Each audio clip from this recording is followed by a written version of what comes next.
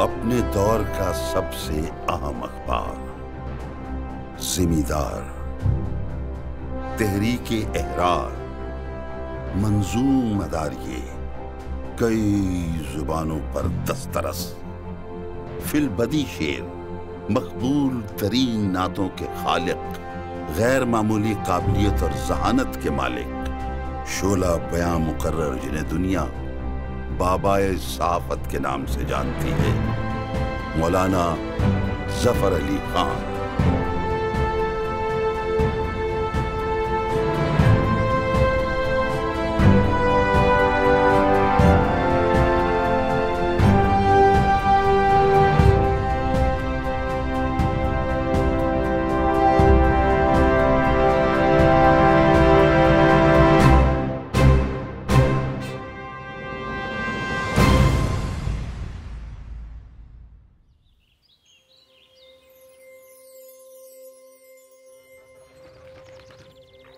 کیسے کیسے با کمال لوگ تھے جن سے ہماری تاریخ جگمگا رہی ہے، لیکن ہماری نسل ان کی عظمت اور کارناموں سے بہت کم آشنا ہے۔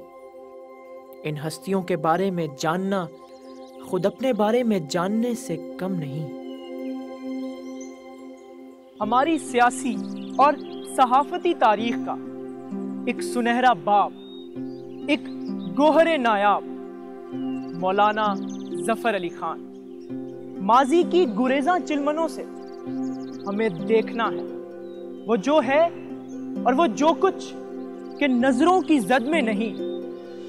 یہ ایک ایسے شخص کی داستان حیات ہے جو زندگی بھر برے صغیر کے مسلمانوں کی آواز بنا رہا اور پرآشوب حالات میں بھی امید کی شمعیں جلاتا رہا، اور قوم کے دلوں کو یہ کہہ کر گرماتا رہا کہ دنیا میں ٹھکانے دو ہی تو ہیں، آزاد منش انسانوں کے، یا تخت جگہ آزادی کی یا تختہ مقام آزادی کا۔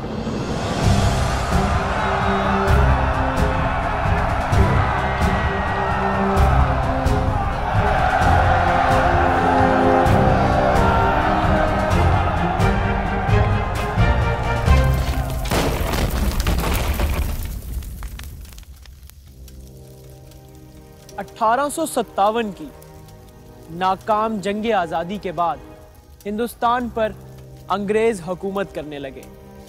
یہ وقت مسلمانوں پر بالخصوص بھاری تھا کہ نہ صرف وہ زندگی کے ہر شعبے میں زوال پذیر ہو چکے تھے، بلکہ آئندہ حالات کا مقابلہ کرنے کی ہمت بھی دم توڑ گئی تھی، اور یوں جہالت، پسماندگی، افتراق و انتشار اور غلامی کے بادل چاروں طرف چھا گئے۔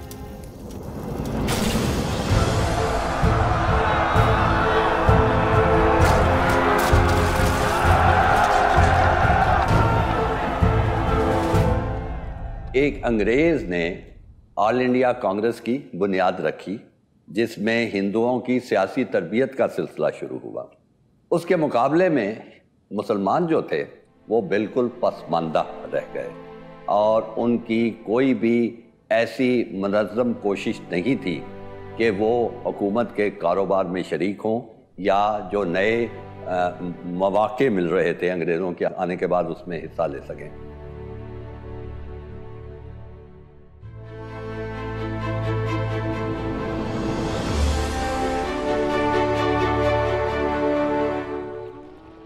بالآخر رحمت حق جوش میں آئی، اور اس صدی کی 7ویں دہائی میں 4 عظیم قومی رہنماؤں، قائد اعظم محمد علی جناح، ڈاکٹر علامہ محمد اقبال، حسرت موہانی اور مولانا ظفر علی خان نے ایک ایسی فضا میں آنکھ کھولی جہاں زمین سخت اور آسمان دور تھا۔ مولانا ظفر علی خان 1873 میں پنجاب کے اس چھوٹے سے گاؤں کوٹ مارتھ میں پیدا ہوئے، جو سیالکوٹ وزیر آباد ریلوے لائن پر سودرا سے متصل ہے۔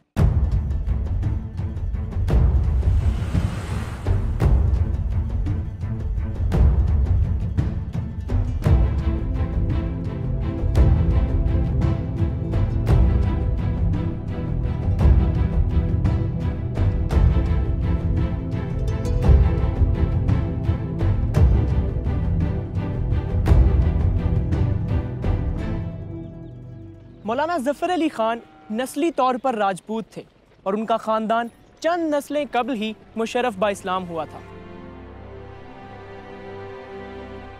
دادا کا نام کرم الہی تھا اور پھر اسی نام پر قصبہ کرم آباد کی بنیاد پڑی، جہاں مولانا نے اپنا بچپن اور اپنی زندگی کا ایک طویل عرصہ گزارا، اور آج اسی مٹی میں یہ عظیم شخصیت آسودہ خاک ہے۔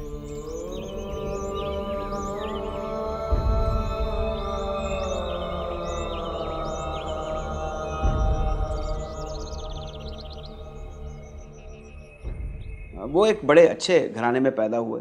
کرم آباد ایک بڑی خوبصورت جگہ تھی اور گھر میں کافی سکون تھا، اور اگر پیسے کی فراوانی نہیں تھی تو کمی بھی نہیں تھی۔ ان کے والد ہندوستان کی سطح پر ایک نامور آدمی تھے، ان کے دادا کو بھی سب لوگ جانتے تھے جو بانی کرم آباد تھے، کرم الہی خان۔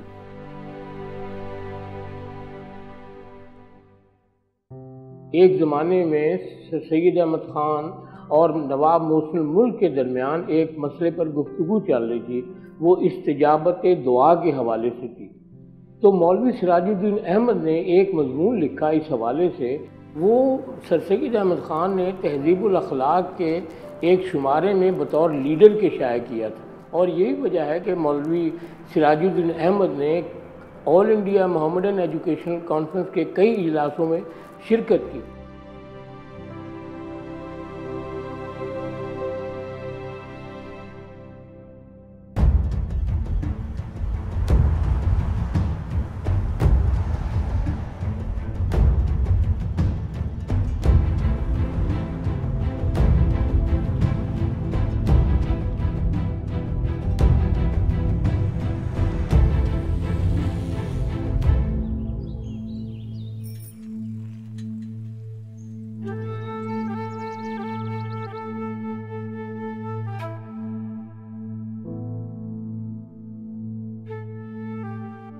مولانا ظفر علی خان کے والد مولوی سراج الدین احمد محکمہ ڈاک میں ملازم تھے اور اکثر تبادلوں کی وجہ سے گھر سے دور رہتے تھے۔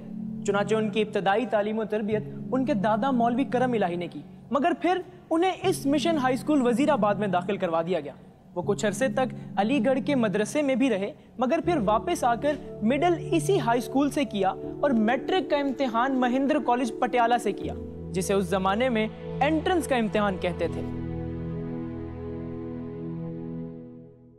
مولانا ظفر علی خان صاحب کو جو پپا تھے عبداللہ خان، وہ مہندرا کالج پٹیالہ میں پروفیسر تھے عربی کی اور فارسی کے، تو ان کا جو براٹ اپ ہوا ہے وہ عربی اور فارسی میں اتھارٹی جو تھی نا وہ اس بیسس پر ہوا ہے۔ گھر میں یہ چیز بڑی عام تھی۔ علی گڑھ سے آپ گریجویٹ ہوتے ہیں اور ہندوستان کی چنیدہ اور سرکردہ شخصیات آپ کی تعریف کرتی ہیں۔ علی گڑھ کے اقامتی مدرسۃ العلوم میں کالج کی کلاسیں 1877 میں شروع کر دی گئی تھی۔ سر سید نے کالج کو اعلیٰ معیار پر لانے کے لیے یورپین اساتذہ کی خدمات حاصل کی اور باصلاحیت دیسی اساتذہ کا تقرر کیا۔ 1895 میں فرسٹ ڈویژن میں BA کرنے کے بعد ظفر علی خان کی پہلی ملازمت نواب محسن الملک کے پرائیویٹ سیکریٹری کی تھی۔ یہاں ان کی انگریزی زبان پر دسترس اور ترجمہ نگاری کی مہارت کھل کر سامنے آئی۔ مسٹر بیلفور کے مضامین اور ولیم ڈریپر کی مشہور زمانہ تصنیف history of the conflict between religion and science کا ترجمہ بعنوان مارکہ مذہب و سائنس اسی دور کی یادگار ہیں۔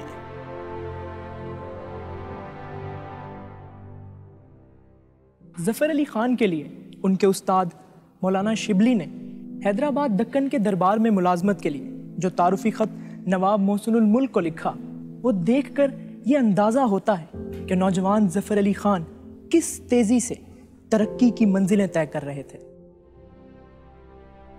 اس نوجوان میں بلا کی تیزی ہے۔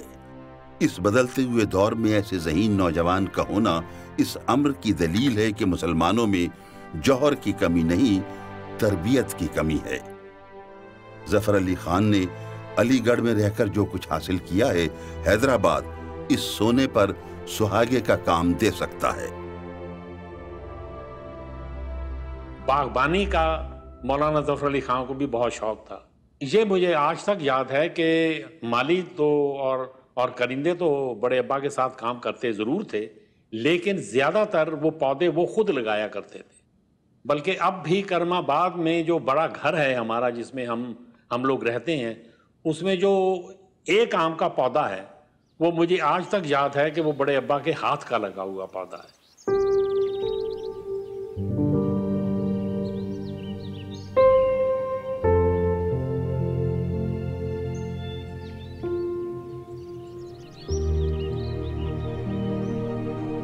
مولانا ظفر علی خان کی عمدہ جسمانی صحت، شاہ سواری اور نیزہ بازی میں مہارت کی وجہ سے انہیں ریاست کی فوج میں لیفٹیننٹ کا عہدہ دے دیا گیا، لیکن باوجود یہ کام آپ کے مزاج سے لگاؤ نہیں کھاتا تھا۔ سو مولوی عزیز مرزا ہوم سیکریٹری کی معرفت اب صدر مترجم اور منتظم میں پیشی مقرر ہو گئے۔ سرکار آصفیہ کی ملازمت کے اس دور میں ان کی ادبی صلاحیتوں کو خوب جلا ملی۔ یہاں انہوں نے شبلی نعمانی کی کتاب الفاروق کا اردو سے انگریزی میں بے مثال ترجمہ کرنے کے ساتھ ساتھ جارج رینالڈز کی کتاب mysteries of the court of the London کا ترجمہ، اسرار لندن اور روڈیارڈ کپلنگ کی تصنیف دا جنگل بک کا سلیس اور بامحاورہ ترجمہ جنگل میں منگل کے نام سے کیا۔ رائڈر ہیگرڈ کے novel the people of the must کا ترجمہ سیر ظلمات کے نام سے مولوی عزیز مرزا کی فرمائش پر کیا۔ لیکن سب سے عظیم کارنامہ دکن ریویو کا اجرا تھا، جو ان کی آئندہ ادبی و صحافتی زندگی کا پیش خیمہ ثابت ہوا۔ حیدرآبادی زندگی کا یہ دور مولانا کی منصبی ترقی اور خوشحالی کے علاوہ علمی و ادبی اعتبار سے بہت باثروت زمانہ تھا کہ ان کی نظم و نثر کی گونج پورے ہندوستان میں سنائی دینے لگی۔ اس دور میں انہیں استاد مرزا داغ دہلوی کی محفلوں میں شمولیت کا موقع بھی ملا، لیکن ان کی شاعری کا رخ اکبر، شبلی اور حالی کی طرف ہی رہا۔ موسیٰ ندی کی تباہ کن طغیانی کے حوالے سے ظفر علی خان کی نظم شور محشر نے پورے ہندوستان میں دھوم مچا دی۔ مولانا حالی نے اپنے ایک مکتوب میں ظفر علی خان کو اس کی داد کچھ اس طرح سے دی کہ اس نظم کو دیکھ کر میں متحیر ہو گیا۔ رود موسیٰ پر آپ نے جو کچھ لکھا ہے وہ محض زور طبع اور شاعری کی خداداد قابلیت سے لکھا ہے۔ اگر آپ جیسے 2-4 آدمی ملک میں پیدا ہو جائیں تو کچھ امید پڑتی ہے کہ نئی شاعری چل نکلے۔ صرف پنجاب میں آپ جیسے چند لوگوں کی صورتیں نظر آتی ہیں۔ تو جن لوگوں نے مسلم لیگ کی بنیاد رکھی اور ڈھاکہ میں جمع ہوئے، ان میں پنجاب سے ایک نوجوان ظفر علی خان بھی شامل تھے۔ تو ظفر علی خان ان ابتدائی لوگوں میں ہیں جو مسلمانوں کے قومی تشخص کے احیاء کے لیے کمر بستہ تھے، اور پورے بر صغیر میں جو لوگ اس طریقے سے سوچ رہے تھے ان کے کاروان میں شامل ہو گئے تھے۔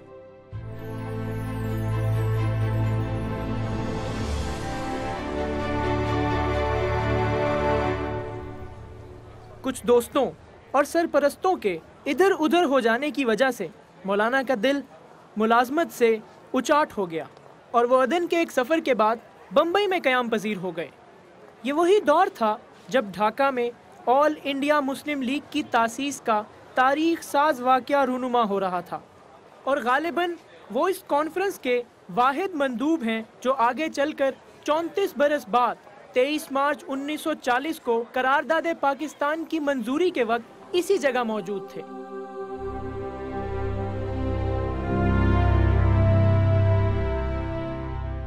جو منٹو پارک جسے اب اقبال پارک کہتے ہیں، وہاں جو 21، 22 اور 23 تاریخ کو تقاریر ہوئی تھی مسلم لیگ کے جلسے میں، قائد اعظم نے بھی کی، تو اس میں جو پاکستان ریزولوشن پیش کیا گیا تھا اس کا اردو ترجمہ فی البدی مولانا ظفر علی خان نے پیش کیا، اور اس میں جناب ہمیں بتایا گیا اور بڑے متاثر ہوئے۔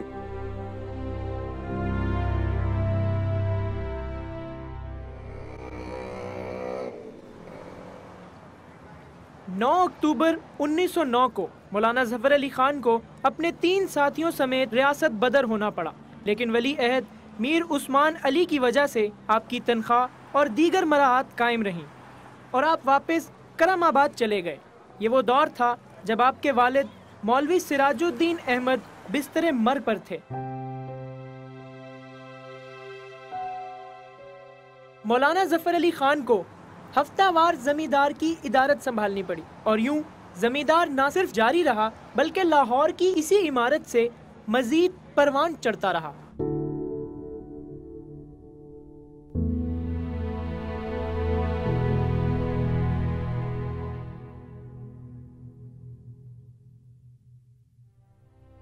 کچھ عرصے تک زمیندار اور دکن ریویو کا نقش ثانی پنجاب ریویو کرم آباد سے ہی شائع ہوتا رہا، لیکن پھر اپنی خواہش اور والد مرحوم کے دوست چودھری شہاب الدین کے مشورے پر وہ زمیندار سمیت لاہور منتقل ہو گئے۔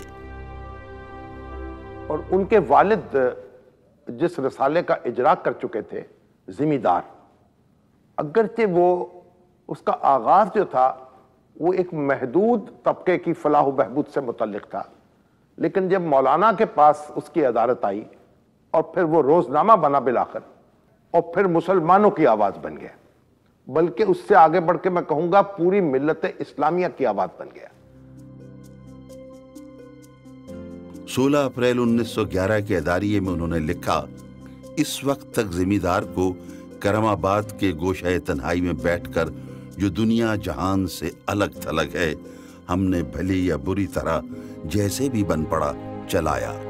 بہت سے احباب کے تقاضوں اور مشوروں سے مجبور ہو کر ہم اپنا بوریا بدنہ اٹھاتے ہیں اور کرم آباد سے لاہور جاتے ہیں۔ خدا کرے کہ لاہور کی آب و ہوا زمیندار کو راس آئے اور اس کی اشاعت اتنی بڑھ جائے کہ ہم اس کو رفتہ رفتہ ایک اعلیٰ پیمانے کے روزانہ اخبار کی شکل میں ترقی دے سکیں۔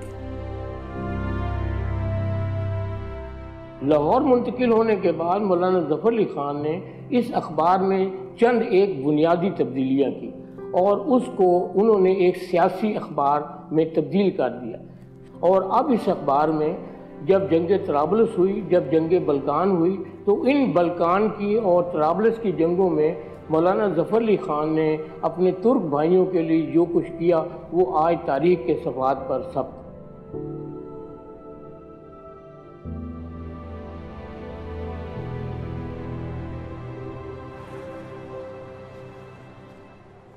زمیندار، جو اس وقت تک زمینداروں کے مسائل کا ترجمان، ایک ایسا ہفتہ وار تھا جس کی تعداد اشاعت 600 یا 700 سے زیادہ نہ تھی، اب اس کی پیشانی پر مولانا ظفر علی خان کا کیا ہوا قرآن پاک کی ایک آیت کا ترجمہ بھی جگمگانے لگا، جسے اکثر لوگ علامہ اقبال کے نام سے منسوب کرتے ہیں۔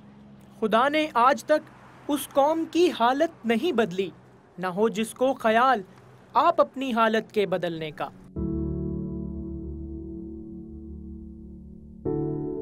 ذمہ دار اخبار جب آتا تھا تو ہمارے بھی بزرگ بتاتے تھے کہ ہم اس کا انتظار کرتے تھے، لپک لپک کے اس اخبار کو لے کے آتے تھے، پڑھتے تھے، اور سب سے پہلے کھول کے اداریہ پڑھتے تھے کہ آج مولانا ظفر علی خان نے کس کو للکارا ہے، کس طرح للکارا ہے، کیا لفظوں کی بندش ہے، کیا اصطلاحات ہیں، کیا ان کے جملے ہیں، کیا ان کا طنز ہے، کیا ان کا دبدبہ ہے، اور دباؤ بھی ہے اور دھمکی بھی ہے۔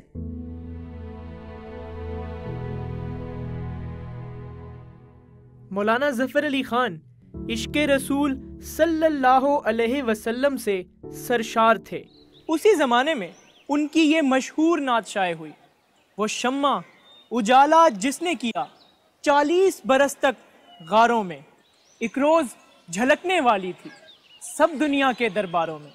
اور یوں اردو حمد و نعت کے اس عظیم شاعر نے اپنے اس سفر کا آغاز کیا جو رہتی دنیا تک ان کی پہچان رہے گا۔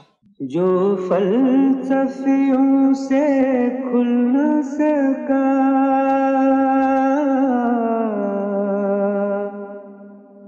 اور نکتہ وروں سے حل نہ ہوا، وہ راز ایک کملی والے نے بتلا دیا چند اشاروں میں۔ ہوتا ہے جن میں نام رسول خدا بلند، ان محفلوں کا مجھ کو نمائندہ کر دیا اور سرکار دو جہاں کا بنا کر مجھے غلام، میرا بھی نام تاب ابد زندہ کر دیا۔ ہر ایک ذرہ فضا کا داستاں اس کی سناتا ہے، ہر ایک جھونکا ہوا کا کے دیتا ہے پیام اس کا، کسی کو تشنہ لب رکھتا نہیں ہے لطف عام اس کا۔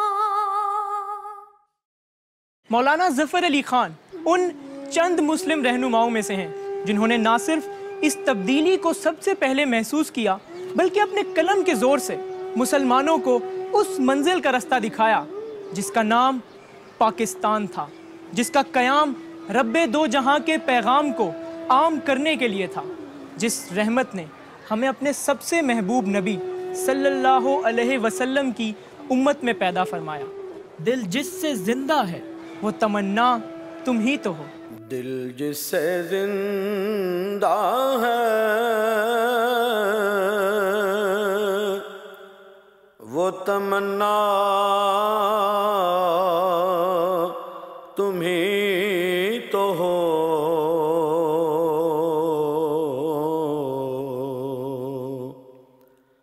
ہم جس میں بس رہے ہیں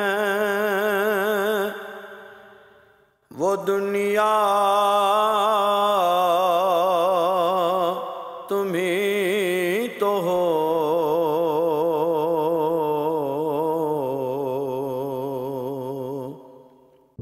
ان کی خواہش کے مطابق کچھ عرصے بعد ہی زمیندار روزنامے کی شکل میں شائع ہونے لگا، بلکہ کئی دفعہ تو اس کے ایک دن میں 2 ایڈیشن تک چھپنے لگے، یعنی اسے اردو کا پہلا ایوننگر ہونے کا شرف بھی حاصل ہے۔ سرکار مخالفت اور مولانا کے بے باک لہجے کی پاداش میں کئی دفعہ اس کی ضمانت ضبط ہوئی، لیکن عوام اور احباب کے بھرپور تعاون کی وجہ سے یہ ہر دفعہ نئی شان سے جلوہ گر ہوتا رہا۔ کہا جاتا ہے کہ اس کی مقبولیت کا یہ عالم تھا کہ ان پڑھ لوگ بھی اسے خریدتے اور دوسروں سے پڑھوا کے سنتے تھے، اور بعض اوقات پڑھنے والے کو اس کا معاوضہ تک ادا کرتے تھے۔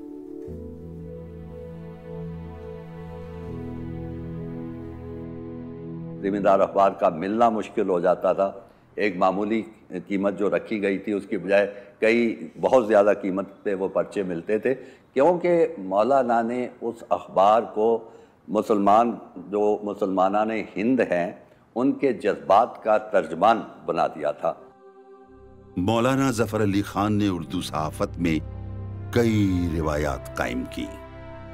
سوم آنند اپنی کتاب کہاں گیا میرا شہر لاہور میں ان کی عظیم اور ہمہ جہت شخصیت کو کچھ اس طرح بیان کرتے ہیں۔ پنجاب کے اخبار نویسوں کے امام مولانا ظفر علی خان تھے۔ اردو جرنلزم کو اور اردو زبان کو مولانا نے بہت کچھ دیا۔ ان کا قاعدہ تھا کہ ایڈیٹوریل میں ہر روز ایک نیا لفظ ہونا چاہیے۔ مثلاً کرتاس ابیض ہے اور بے شمار الفاظ ہیں جو مولانا نے ایک دفعہ استعمال کیے تو وہ ہماری صحافت کا جز بن گئے۔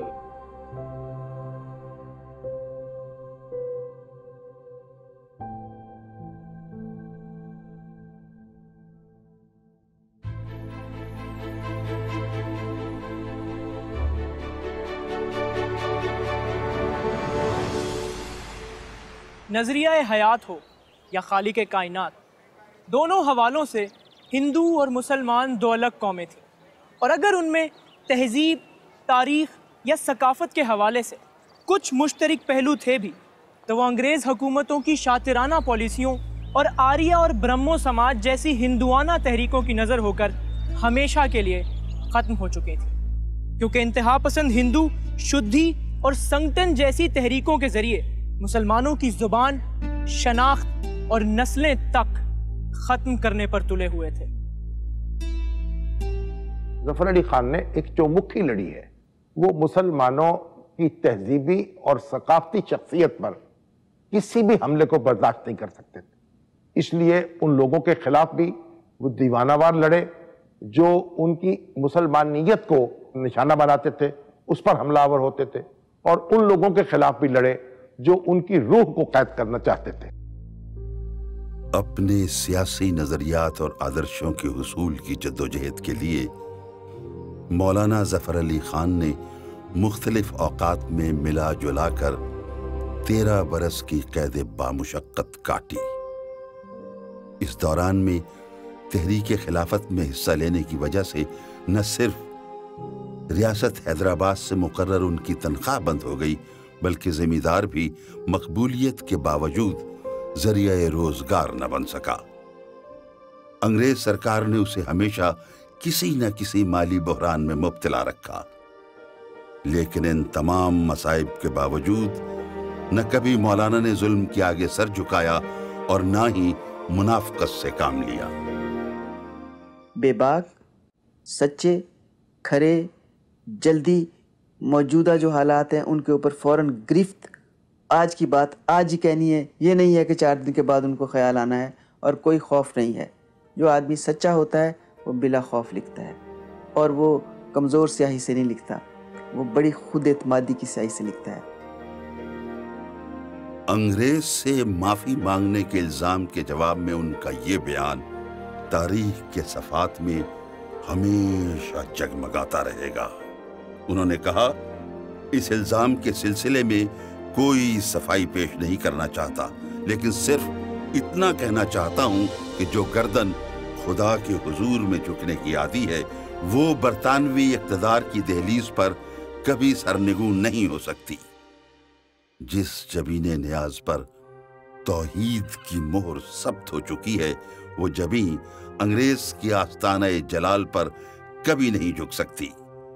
میری زندگی وطن کی آزادی کے لیے وقف ہے، اور میرا یہ مقصد ہے کہ یہ گوری چمڑی والے مہذب ڈاکو میری زندگی میں سرزمین ہندوستان سے بوریا بستر لپیٹ کر جس زمین سے آئے ہیں وہیں چلے جائیں.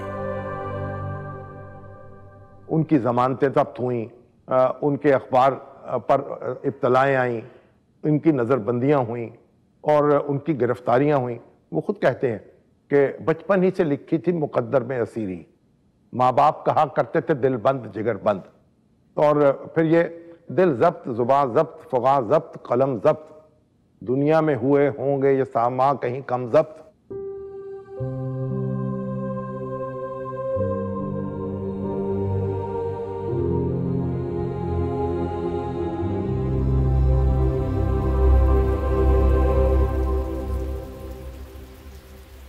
شورش کاشمیری اپنی کتاب ظفر علی خان میں مولانا کی ایام اسیری کے حوالے سے لکھتے ہیں کہ مولانا کو منٹگمری سینٹرل جیل بھجوا دیا گیا، جہاں کی کئی 4 دیواریوں میں سے ایک 4 دیواری آپ کے لیے تیار کی گئی، اور جو ہولناک سناٹا یہاں پڑتا تھا اس کی شرح ناممکن ہے.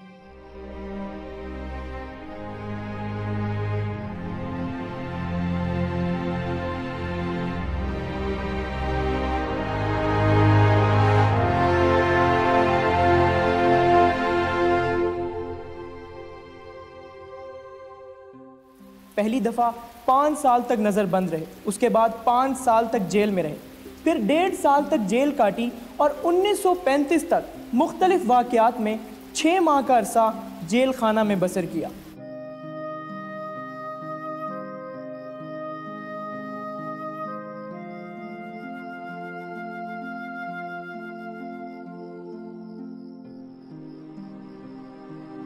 اپنی زندگی کا چھٹا حصہ آپ نے قید و بند کی نظر کیا، گویا ہفتے کے 7 دنوں میں سے 1 دن اور 4 گھنٹے آپ جیل میں ہوتے تھے.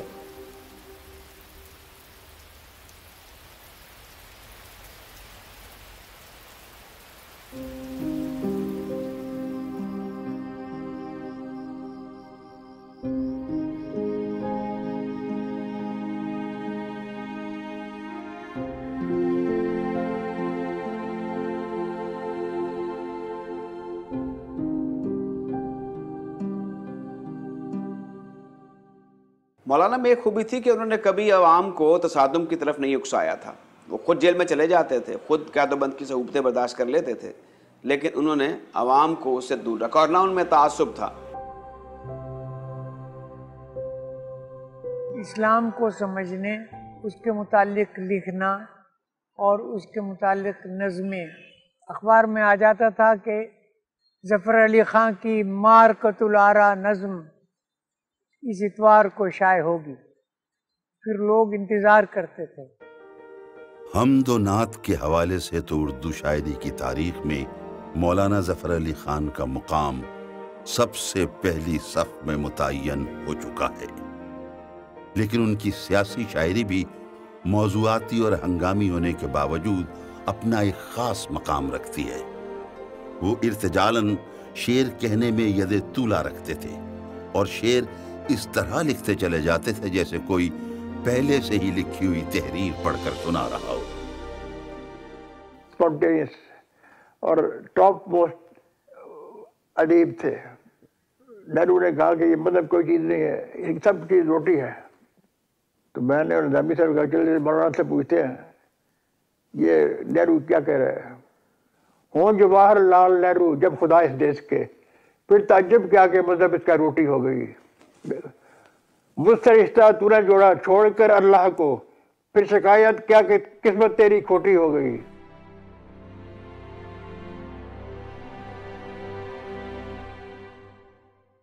چراغ حسن حسرت ان کی اس بے مثال صلاحیت کے بارے میں لکھتے ہیں، شاید ہی کوئی نظم ہو جو انہوں نے گھنٹے 2 گھنٹے میں کہی ہو.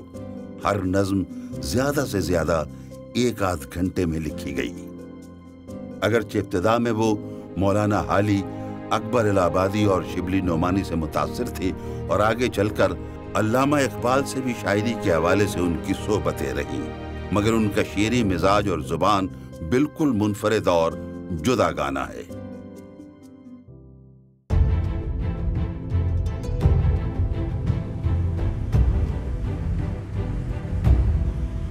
آج سے تقریباً 100 سال پہلے ملک کے اندر یا اس سے باہر سفر کس قدر مشکل تھا، اس کا شاید آج اندازہ بھی نہیں لگایا جا سکتا، اور سب سے زیادہ مسائل بیرون ملک سفر کرنے کے تھے.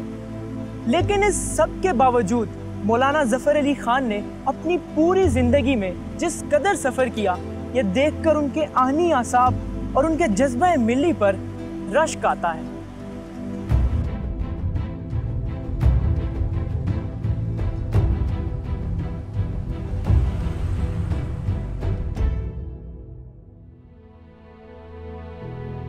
مولانا بھی لندن گئے، وہاں اپنا نقطہ نظر بیان کیا.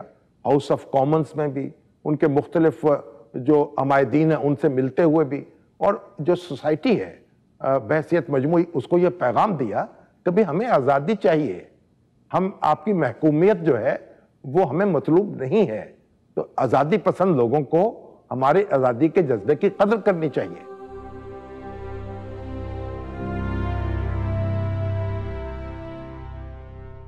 تیرہ ستمبر 1913 کو وہ دوبارہ یورپ کے دورے پر نکلے تاکہ ان ممالک میں بیٹھ کر آزادی ضمیر کا مقدس جہاد انہی کے ہتھیاروں سے جاری رکھ سکے اور جنوبی ایشیا کی فکری آزادی اور عالم اسلام کی بیداری اور فلاح کے لیے ٹھوس بنیادوں پر علمی اور سیاسی خدمات سر انجام دے سکیں. یہیں پر لکھا گیا ایک مضمون ذمہ دار کے مطبع اور ضمانت کی ضبطی کا فوری سبب بھی بنا، جس کا عنوان یہ شعر تھا: 4 چیز است تحفہ لندن، خمر، خنزیر، روزنامہ و زن. میانمار گئے جو پہلے برما کہلاتے تھے. نیا وائسرائے آیا ہندوستان میں، اس کا نام تھا لنلتگاؤ. اسے شوق تھا اینیمل بریڈنگ کا. تو ظفر علی خان نے لکھا: میں کلکتے سے رنگوں اور وہاں سے مانڈ لے پہنچا، چلا لندن سے لنلتگاؤ اور وہ سانڈ لے پہنچا.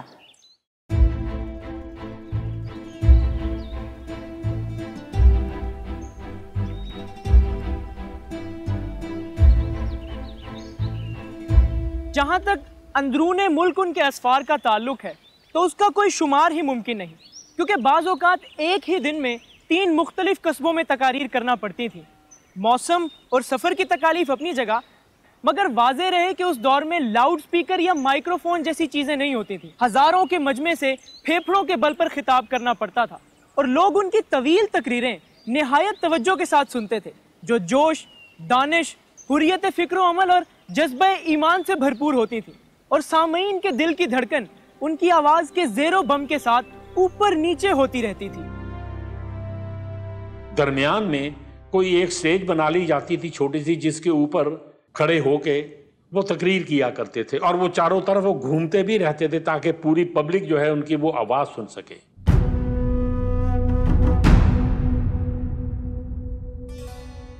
1920 سے لے کر قیام پاکستان تک کے عرصے کو اگر سیاسی بحرانوں کا دور کہا جائے تو شاید غلط نہ ہوگا، کیونکہ ان 27 برسوں میں شاید ہی کوئی سال ایسا ہو جب سیاسی حالات نے زبردست پلٹا نہ کھایا ہو۔ آج کے دوست اگلے دن کے دشمن بن کر سامنے آئے، اور چونکہ مولانا ظفر علی خان کو بطور صحافی ان تمام تبدیلیوں کو نہ صرف اپنے اخبار میں درج کرنا پڑتا تھا، بلکہ بطور ایک بڑے صحافی اور ایک بڑے سیاسی لیڈر ان پر مسلسل تبصرہ بھی کرنا پڑتا تھا، اور یوں بقول اقبال ان کی زندگی ایسی ہو گئی کہ اپنے بھی خفا مجھ سے ہیں، بیگانے بھی ناخوش۔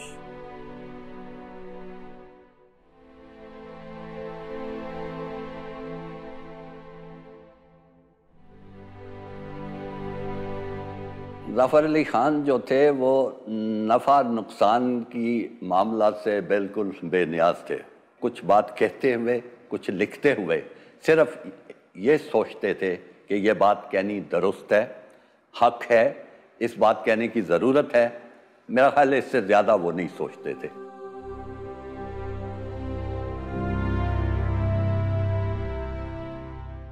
مولانا ظفر علی خان نے اس آخری دور میں 3 جہتوں سے بھرپور حصہ لیا۔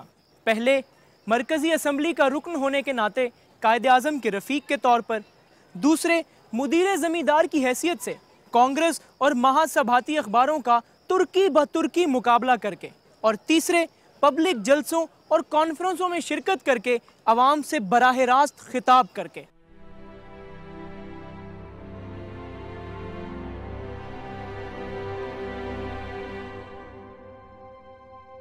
مولانا محمد علی جوہر جو ان کے دوست اور ہم اثر بھی تھے اور جن کو ان کی خفگی کا نشانہ بھی بننا پڑا، ان کی نثر کی یوں تحسین کرتے ہیں: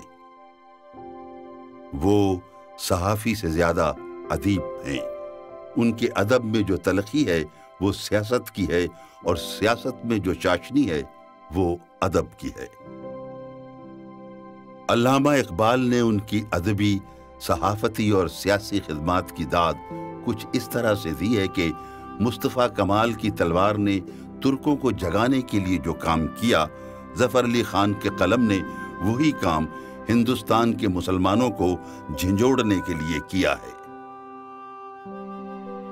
قائد اعظم محمد علی جناح کے بارے میں مشہور ہے کہ وہ جذباتی الفاظ اور انداز سے اعتراض کرتے تھے، لیکن ظفر علی خان کی شخصیت اور کام کے بارے میں جو بیان انہوں نے دیا، اس سے صاف پتہ چلتا ہے کہ وہ دل کی گہرائیوں سے ان کے کس قدر معترف تھے۔ انہوں نے کہا کہ آپ مجھے مولانا ظفر علی خان جیسے 2-4 انسان دے دیں تو ہمیں دنیا کی کوئی طاقت شکست نہیں دے سکتی۔ قیام پاکستان کے بعد چند سال تک مولانا ظفر علی خان لاہور میں رہے، لیکن صحت آہستہ آہستہ جواب دیتی جا رہی تھی۔ 18 جنوری کو یہیں پر ان کی 83ویں سالگرہ منائی گئی، اور مولانا ظفر علی خان 2 آدمیوں کے سہارے اپنی قیام گاہ سے باہر تشریف لائے۔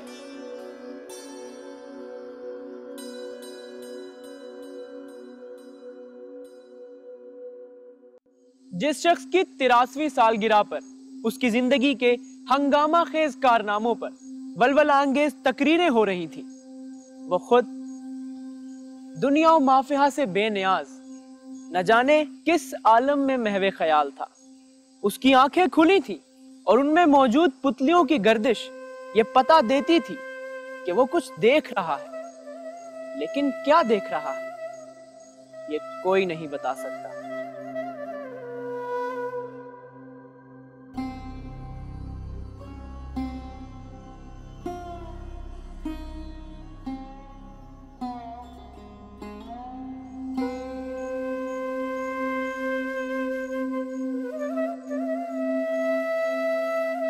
1949 کی اردو کانفرنس کے موقع پر پنجاب یونیورسٹی کے وسیع و عریض ہال میں جب مولانا یہ الفاظ ادا کر رہے تھے تو ان کا لہجہ کانپ رہا تھا۔ وہ کھڑے نہیں ہو سکتے تھے، مگر ان کے چند الفاظ نے حاضرین کو تڑپا کر رکھ دیا۔ ہمارا قافلہ منزل مقصود تک پہنچ چکا ہے، اس کے بعد تمنائے راہ پیمائی تو ہے، مگر قوت راہ پیمائی نہیں۔ کبھی ہم تماشائی تھے اور دنیا تماشا، اب ہم تماشا ہیں اور دنیا تماشائی۔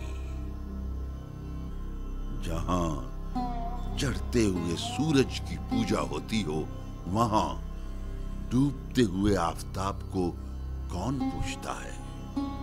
اور ہم تو ڈوبتے ہوئے ستاروں کی طرح دنیا پر نظر ڈال رہے ہیں۔ بالآخر 27 نومبر 1956 کو 50 سالہ پرشور اور ہنگامہ خیز زندگی اور 10 برس کی علالت کے بعد یہ آواز ہمیشہ ہمیشہ کے لیے خاموش ہو گئی، جس کی باز گشت میں ہماری تاریخ کا ایک پورا دور سانس لیتا رہا ہے، اور جس کا نقش رہتی دنیا تک اس کے صفحات میں قائم اور روشن رہے گا۔